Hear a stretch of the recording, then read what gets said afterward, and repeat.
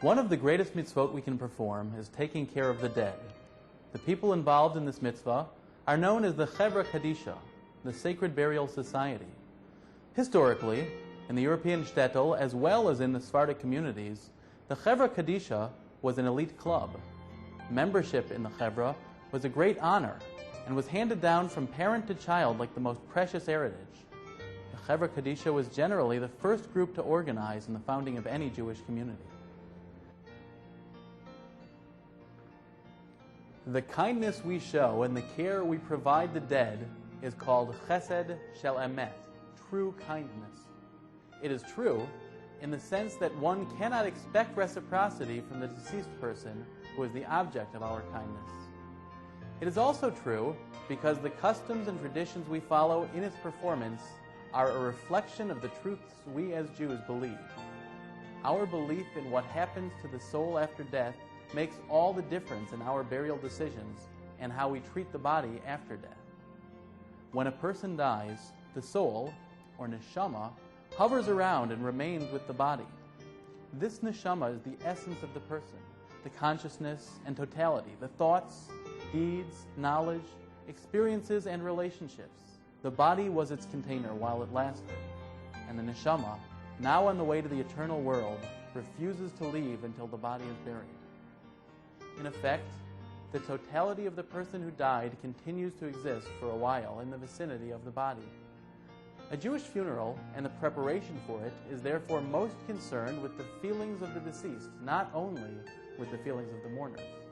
How we treat the body and how we behave around the body must reflect how we would act around the very person himself at this crucial moment. This contradicts the oft-cited contemporary belief that funerals are for the living. In fact, we believe the dead are very much present at the preparation for burial and for the funeral itself. With this knowledge, we can understand many of our practices. The special care with which the body is treated in the process of washing and dressing, called the Tahara, the prohibition against unnecessary talk in the presence of the body, the need for someone to stay with the remains until the funeral, called the Shmirah, and the beautiful tradition of asking the deceased person for forgiveness if anything was lacking in the respect given. These are not merely ancient rituals, but the logical consequences of the Jewish perception of death and burial. Certainly, all of this transcends the issue of whether the deceased had been a practicing Jew or not. Whether one was affiliated with an Orthodox, conservative, or Reform congregation, or not affiliated at all, as a Jew, everyone is deserving of a burial that reflects the richness, the beauty, and the respect offered by Jewish tradition and belief. The Tahara procedure is therefore very rich in its significance. It's every custom a reflection of the most basic concept of our faith. Proper performance of the Tahara is a unique expression of our ultimate respect for the dignity of man. The meticulous adherence to every custom and tradition, minhag, of the Tahara procedure is therefore of great importance. This is not only for the purpose of maintaining uniformity of respect for all, but because each part by itself has very real meaning and significance. It's not in the scope of this presentation to explain each custom and its origin and purpose. However, an important example is that of the burial shroud, or the tachrichim. Judaism is predicated on the belief in an afterlife where men and women will receive their ultimate eternal reward. The soul, or neshama, is about to face its final day of judgment, and clothes don't matter. Good deeds do. That's why every Jew is buried alike. The shrouds have no pockets, to accentuate the fact that no worldly belongings accompany us. The shrouds are modeled after the white garments worn by the high priest, Kohen Gadol, in the Holy Temple on Yom Kippur, when he stood before God asking for the needs of his family and the entire Jewish people. These shrouds are therefore especially appropriate because each and every neshama asks for the needs of his or her family on that final judgment day. Just like that of the high priest, the tachrichim are a simple, perfectly clean white set of clothing, which includes a hat, shirt, pants, shoes, coat, and belt. Linen shrouds, more closely resembling the priestly clothing, are preferred, but any white material is acceptable. Men are also dressed in a talit, which has been rendered unfit. Membership in a Chevra Kadisha is a great honor and privilege. It is also a great responsibility. Members are chosen for their character, integrity, and personal devotion to Jewish tradition. These men and women are on call 24 hours a day to perform Tahara and Shmirah and to ensure that the laws and traditions of Jewish burial are executed properly. Their greatest concern is the sensitive care, modesty, and dignity of the deceased. Men care for men. Women care for women. Jew cares for fellow Jew.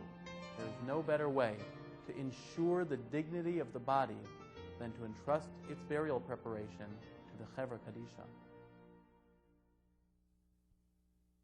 Kavod Hamet, respect for the dead, requires efficiency and care in every aspect of the Tahara. 4 people is the recommended size of the group.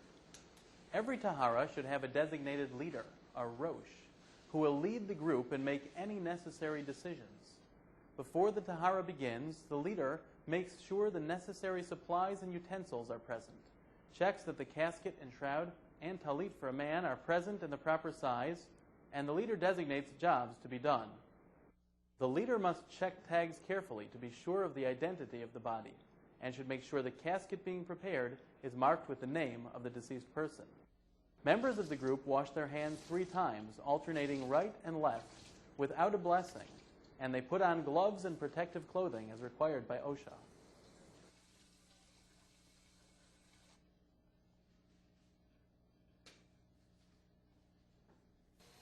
Three buckets of lukewarm water are filled and placed at the head of the table in preparation of the washing, the rechitza.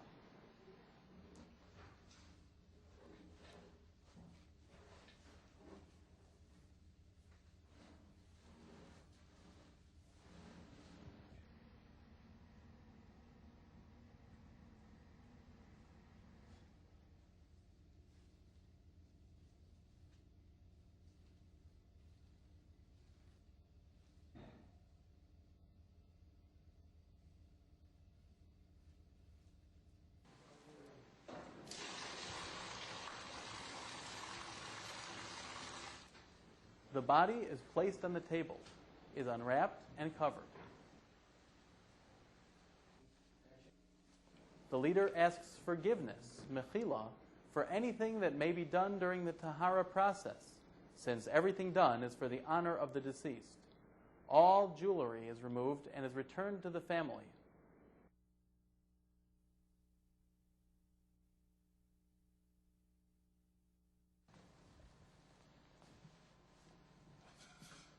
The eyes and mouth must be closed.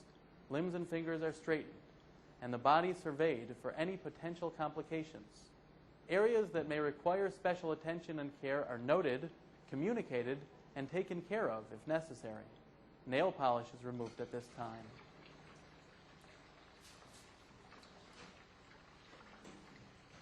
The first prayer is recited before the washing begins. The washing begins with the entire head. Care is given not to pour on the face directly, nor into any orifice. The pouring is backhanded. The entire right side is washed first. Neck, arm and hand, the right side of the chest, navel, and genitalia, and the right leg and foot. The left side of the body is washed in the same order. The appropriate verses are recited as the limbs are washed.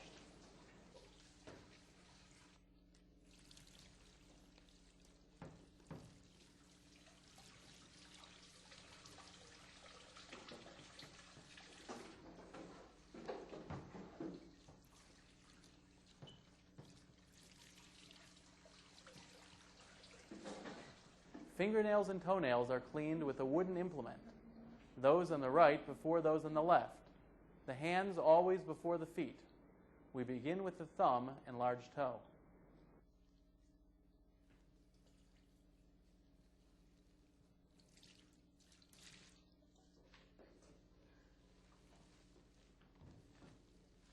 The right side of the back is always washed first, then the left.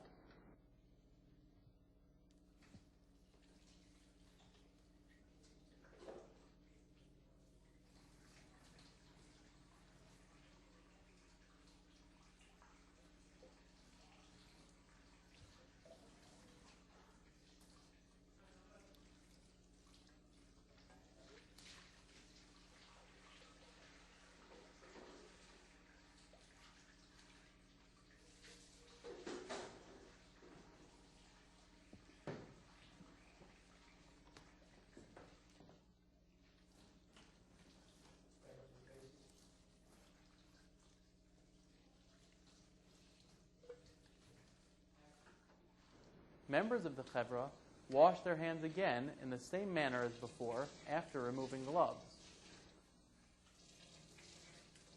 Empty all the water left from the washing and fill no more than 3 buckets of cold water for the Tahara, purification. These buckets must hold a total of at least 24 quarts.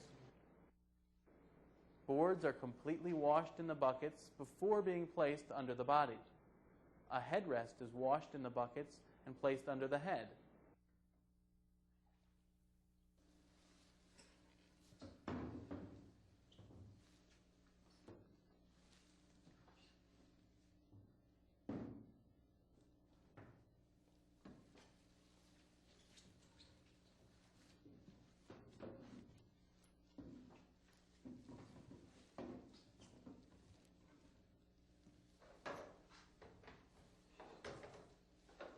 The water is poured over the whole body, starting at the head. The pouring must be simultaneous or continuous. There may not be any pause in the pouring of the Tahara water, or it needs to be done again. Another method for the Tahara process is immersion in a mikvah, a ritual bath.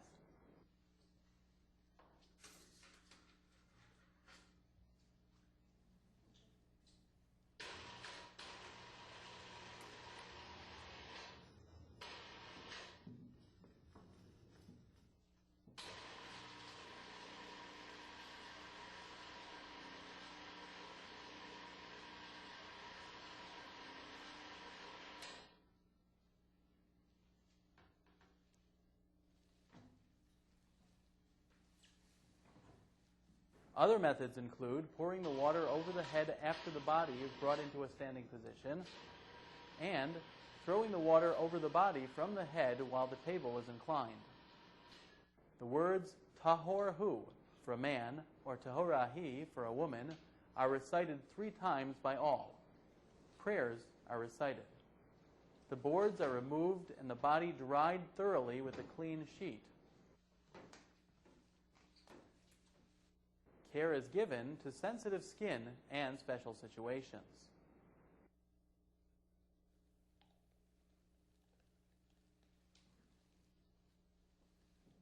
Dressing the body always begins with the head.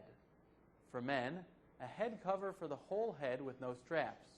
For women, the head covering consists of a bonnet and face cover, each of which has bands or straps at either end.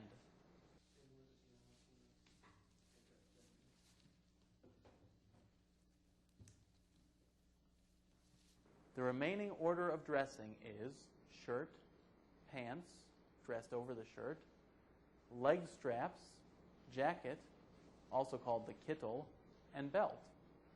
Some dress the pants before the shirt and pull the shirt over the pants.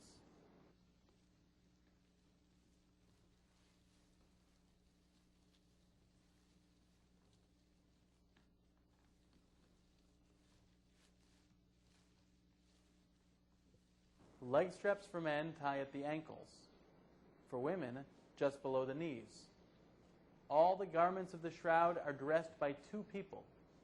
The straps of all the garments are twisted a number of times and then tied in 1 or more slip knots, depending on individual chevra custom.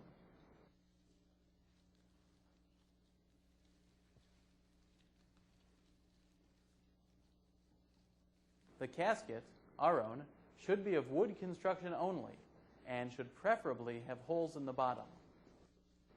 The aron is prepared by arranging any wood shavings to act as a support for the body and not as a means to raise the body. The pillow is made of the shroud material and is filled with wood shavings and is placed at the head of the aron. Some earth from Israel is poured into the pillow.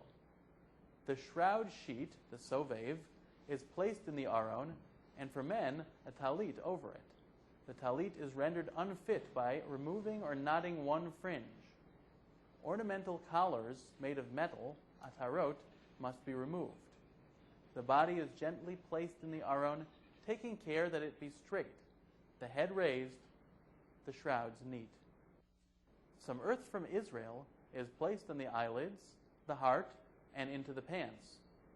Pieces of earthenware or pottery, sharbalach, are placed over the eyes and mouth.